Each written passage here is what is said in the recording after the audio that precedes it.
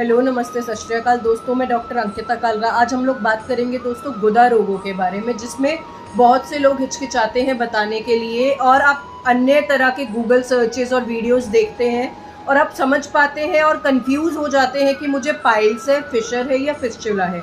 तो कुछ हद तक इस वीडियो में मैं समझाऊंगी कि इन तीनों का अंतर क्या है, साथ ही में आप घर बैठ के क्या इलाज कर सकते हैं, कब आपको डॉक्टर के पास जाने की ज़रूरत है, और साथ ही में अगर आपको सर्जरी करानी है तो उसके कौन कौन से ऑप्शंस रहते हैं। एंड तक जुड़े रहना, आपको इस सारे क्वेश्चंस के आंसर्स मिलेंगे। सबसे पहला प्रश्न, सबसे पहली जिज्ञासा जो दिमाग में आती है कि ये हुआ क्यों। मतलब किसी पेशेंट को अगर ये है तो उसके दिमाग में क्या आएगा कि ये रोग मुझे हुआ क्यों।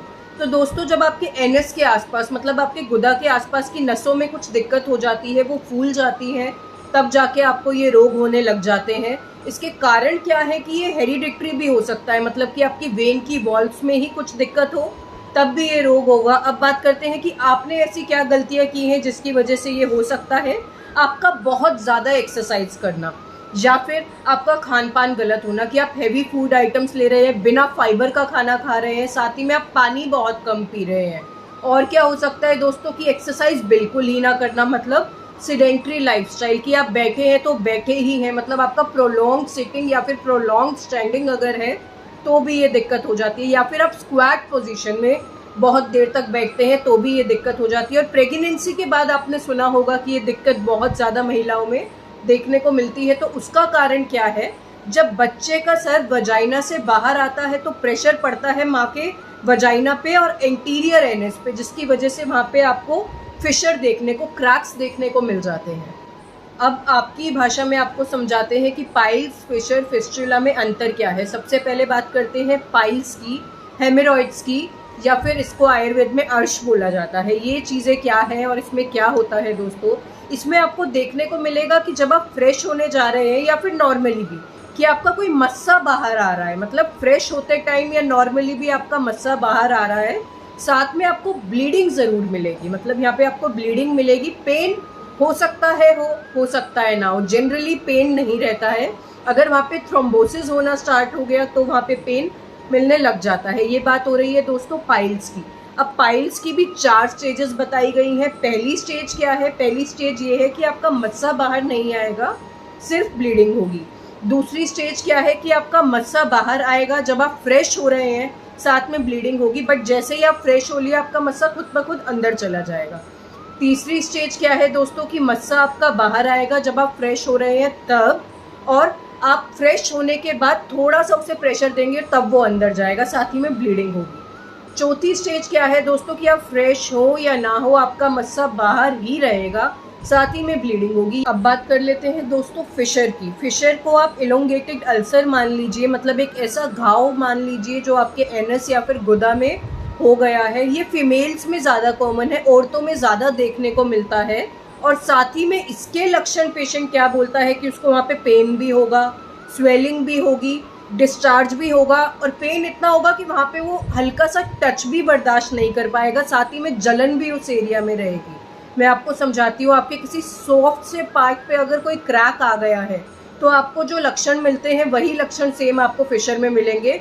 इसमें डिस्चार्ज ऐसा भी हो सकता है कि आपको अंडरवियर के साथ अपने डिस्चार्ज लग के मिले। अब बात करेंगे दोस्तों फिस्टुला की। फिस्टुला को आप रिलेट कर लीजिए पस की नाली से, मतलब कि कोई भी नाली अगर बनी है तो उसके 2 सिरे होंगे। सेम आपके फिस्टुला का केस है कि एक ओपनिंग आपकी बाहर की तरफ होगी, एक ओपनिंग आपकी अंदर की तरफ होगी, और उसके बीच में सारी पस भरी होगी। ये केस हो जाता है आपका फिस्टुला का। पेशेंट क्या बोलता है, सबसे पहली चीज़ जो पेशेंट बोलता है कि पता नहीं मैम, पहले कोई एक छोटी सी फुंसी सी थी या कोई दाना सा था, वहाँ से डिस्चार्ज निकला और अब ये बढ़ता ही जा रहा है। सबसे कॉमन हिस्ट्री जो सुनने में आती है वो ये है। साथ ही में दूसरी चीज़ क्या बोलता है पेशेंट कि मैम जब डिस्चार्ज निकल जाता है, जब पस निकल जाती है तो मुझे आराम पड़ता है। तो ये जो सारा केस है ये किसका है दोस्तों, फिस्टुला का। अब बात करते हैं दोस्तों ट्रीटमेंट की या फिर प्रिवेंटिव मेजर्स की, जो आप घर पे ही रह के कर सकते हैं। अगर आपकी बीमारी शुरुआती स्तर पर है तो आप इससे कैसे राहत पा सकते हैं घर पे ही, वो मैं बताती हूँ। सबसे पहले तो आपको अपनी डाइट में सुधार लाना है, मतलब आपको डाइट में पानी ज़्यादा से ज़्यादा पीना है, हाइड्रेटेड रहना है, और खान पान में ऐसा खान पान रखिए जहाँ पे फाइबर बहुत ज़्यादा हो, मतलब कि आप लगा लीजिए आप चुकंदर खा लीजिए, आप खीरे खा लीजिए, पपीता खा लीजिए, संतरे खा लीजिए, मौसमी खा लीजिए, कुछ भी फाइबर जिसमें रिच हो, या फिर दलिया भी आप खा सकते हैं जिसमें भी फाइबर अच्छा है, आप वो आइटम्स खा लीजिए। अब बहुत लोगों के मन में ये डाउट आता है कि एक्सरसाइज करनी है क्या? हाँ, बिल्कुल करनी है। रेगुलर एक्सरसाइज मतलब थोड़ी बहुत एक्सरसाइज आपको करनी है, आपको एक्टिव रहना है। पर अगर आप बात करें कि आपको हैवी वेट लिफ्टिंग वगैरह करना है तो बिल्कुल नहीं, आपको ये सब नहीं करना है, क्योंकि ये सब आपका और ज़्यादा दबाव डालता है एनस पे। एक और मैं यहाँ पे बात बताना चाहूँगी, अगर आपको बहुत पुराने टाइम से खांसी रह रही है या आपको छींक बहुत ज़्यादा आती है या फिर आप बहुत ज़्यादा हैवी वेट लिफ्टिंग करते हैं तो भी आपके नीचे के साइड पे मतलब एनस पे दबाव पड़ता है, जिसकी वजह से ये सारे रोग हो सकते हैं। कोशिश करनी है कि आपको कॉन्स्टिपेशन बिल्कुल ना हो। कोशिश क्या, आपको करना ही है कि आपको कॉन्स्टिपेशन बिल्कुल ना हो। उसके लिए आप रात में सोने से पहले कुछ भी कर लीजिए, इसबगोल ले लीजिए, लिक्विड पैराफिन ले लीजिए, त्रिफला ले लीजिए, हरितकी ले लीजिए, कुछ भी ऐसा ले लीजिए जिससे आपको नेक्स्ट डे कॉन्स्टिपेशन ना हो, क्योंकि कॉन्स्टिपेशन होगा तो आप जोर लगाएंगे जिसकी वजह से आपका फिर वही एनएस की वॉल्स पे जोर पड़ेगा और आपकी बीमारी और भयंकर रूप लेती जाएगी। एक और चीज़ जिसका आपको विशेष ध्यान रखना है वो है आपका एनएस के आसपास लोकल हाइजीन, उसे आपको बराबर मेंटेन रखना है। वो आप कैसे रख सकते हैं कि आप time to time undergarments change करिए। और आपने एक चीज़ और सुनी होगी, होट सेक्स बात, कि आपको कुछ भी ऐसा रोग हुआ है पाइल्स, फिशर, फिस्टुला, तो आपको होट सेक्स बात लेने हैं। तो वो आप कैसे ले सकते हैं, आपका क्या तरीका रहेगा? आपको एक बड़े टब में पानी भर लेना है, गरम इतना जो आपको सहन हो जाए, बहुत ज़्यादा गर्म नहीं, बहुत ज़्यादा ठंडा नहीं, गुनगुना सा पानी आपको ले लेना है। उसके अंदर आपको कुछ भी ऐसा एंटीसेप्टिक डाल देना है। आप टंकण भस्म डाल लीजिए, आप पोटेशियम परमैंगनेट डाल लीजिए, घर में रखी फिटकरी है तो आप वही डाल लीजिए और उस टब के ऊपर आप बैठ जाइए। और आपको ज़्यादा नहीं करना है, क्योंकि आप 15-20 मिनट जब कर लेते हैं तो आपको वहाँ पे और ड्राइनेस और खिंचाव महसूस होने लगता है। तो आपको सिर्फ 5 से 8 या 10 मिनट उस टब के ऊपर बैठना है और गुदा को ऐसा अंदर बाहर खींचना है, जिसकी वजह से आपको जो एंटीसेप्टिक प्रॉपर्टीज उसकी हैं वो एब्जॉर्ब हो। एक चीज़ और जो हर दूसरे पेशेंट के मुंह से सुनने को मिल जाती है वो क्या है कि मैम मैं 2-3 दिन से फ्रेश नहीं हो रहा। क्यों नहीं हो रहे हो? रीज़न क्या देता है कि दर्द बहुत ज़्यादा होता है तो इसलिए मैं रोक लेता हूँ, मैं फ्रेश ही नहीं होता हूँ। ये सबसे बड़ी गलती है, आपको ये नहीं करनी है। आपको रेगुलर फ्रेश होना है। अगर दर्द ज़्यादा है आप वहाँ पे कोई भी सुन्न करने के लिए जेल लगा लीजिए, ज़ाइलोकेन जेल लगा लीजिए, लिग्नोकेन जेल लगा लीजिए, या फिर कोई भी पेन किलर अगर आपको ज़रूरत लग रहा है आप ले सकते हैं, कोई दिक्कत नहीं है। अति मात्रा में मत लेना, एक लिमिटेड अमाउंट में लो, लेकिन फ्रेश आपको ज़रूर ही होना है। अगर आप पेन किलर्स रोज़ रोज़ नहीं लेना चाह रहे हैं तो आयुर्वेद में दोस्तों गुगलू प्रिपरेशंस रहती हैं, आप वो ले सकते हैं, वो भी सेम काम करती है। आपको थोड़ा लंबे टाइम के लिए उसे लेना रहेगा।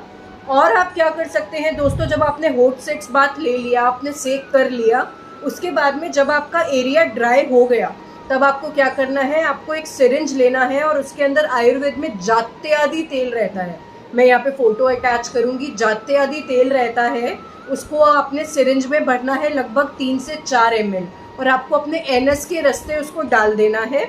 मतलब आपको अपने एनस के अंदर उस तेल को डालना है, ऊपर आपको उसी तेल में एक कॉटन डिप करके रखना है, उसके ऊपर आपको अपना अंडरवियर पहन लेना है। अब इस जात्यादि तेल का काम क्या है दोस्तों कि आपका हीलिंग भी करेगा, साथ ही साथ में वहाँ पे ल्यूब्रिकेशन भी मेंटेन करेगा कि आपको ड्राइनेस ना हो, आप इजीली फ्रेश हो जाए, और साथ में अंदर जो रोग है उनकी हीलिंग भी वो खुद ही करता है। होम्योपैथी में भी एक ट्यूब रहता है जो इसके लिए बहुत ही अच्छा काम करता है, उसका नाम है FP ऑइंटमेंट, उसका भी मैं इमेज यहाँ अटैच करूँगी। यहाँ पे मैंने पूरा ट्रीटमेंट प्रोटोकॉल आपको बता दिया है, आपको ये फॉलो करना है। अगर इससे आराम नहीं होता है तो आपको डॉक्टर के पास जाना है। अब बहुत से लोगों को डाउट ये भी है कि डॉक्टर, कौन से डॉक्टर के पास जाना होता है इस समस्या के लिए, तो आप या तो जनरल सर्जन के पास चले जाइए या फिर एनोरेक्टल सर्जन के पास चले जाइए, वो आपको बता देंगे अगर आपकी हालत सर्जरी लायक होगी तो, या फिर अगर आपका मेडिसिन से ही ठीक होना होगा तो वो अपने हिसाब से चला देंगे। पहली बार मैंने ट्रीटमेंट ऑन स्क्रीन बताया है तो ये बिल्कुल बेसिक सा ट्रीटमेंट है, ये आप कर सकते हैं घर पे ही, ये बिल्कुल सेफ है, इसके कुछ साइड इफ़ेक्ट्स है नहीं। एक चीज़ जो मुझे लगता है आप लोग गड़बड़ कर सकते हैं तो मैं वो यहाँ हाईलाइट कर देती हूँ कि आप जो सिरिंज मैंने बोला वो आपको आगे जो निडल रहती है उसको हटा देना है। जो प्लास्टिक वाला सिरिंज है सिर्फ उसको ही यूज़ करना है। प्लास्टिक वाले सिरिंज के आगे जो छेद होता है उससे ही आपको ऑयल देना है, आपको निडल हटा देनी है। और कोई भी डाउट हो तो नीचे आपको नंबर दिया है, आप व्हाट्सएप कर सकते हैं। अगर कुछ झिझक है, बिना आइडेंटिटी बताए अपना रोग भेज दीजिए, अपनी दिक्कत भेज दीजिए, आपको ट्रीटमेंट मिल जाएगा। लेकिन इस बीमारी को छुपाओ मत, दबाओ मत, क्योंकि ये और ज़्यादा भयंकर रूप ले लेती है। अगर ये विषय पसंद आया हो तो इसको लाइक कीजिए, जिनको भी ज़रूरत है उनको शेयर कीजिए, और साथ ही में कुछ भी डाउट है तो बेझिझक कमेंट कीजिए या आप मैसेज भी कर सकते हैं। धन्यवाद।